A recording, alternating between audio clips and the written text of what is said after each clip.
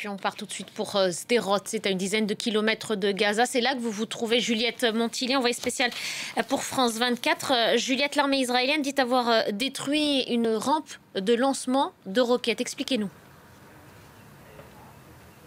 Oui, c'est une annonce qui a été faite ce matin. L'armée dit avoir détruit une rampe de lancement de roquettes en direction de Sderot, donc ici, qui se trouvait à Jabalia, dans le nord de Gaza.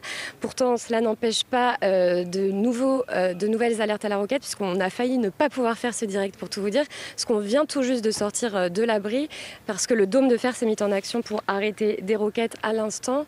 Donc je vous le disais, on se trouve à Sderot, c'est cette ville qui a été très violemment touchée lors de l'attaque du 7 octobre. On se trouve devant l'ancien poste de police qui a été détruit par les roquettes et depuis complètement rasé.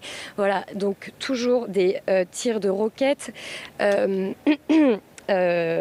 Donc je vous le disais, cette rampe de lancement qui a été détruite dans le nord de Gaza, à Jabalia, où des combats très violents sont en cours, des combats également dans le sud, vous l'avez dit, autour de Khan Younes et de Jaffa.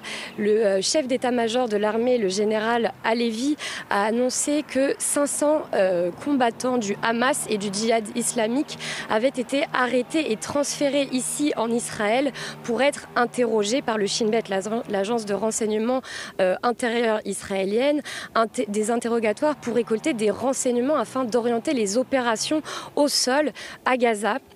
Voilà, ces déclarations s'accompagnent de questionnements ici en Israël sur le temps que va encore durer cette offensive, avec des déclarations contradictoires entre 3 et 4 semaines selon certains et d'autres pour qui il faudrait plusieurs mois. Tout cela alors que les États-Unis mettent la pression sur Israël pour une fin de l'offensive d'ici à 2024. Alors qu'est-ce que cela veut dire exactement? On ne sait pas, mais on imagine que cela coïncide avec l'agenda politique aux États-Unis.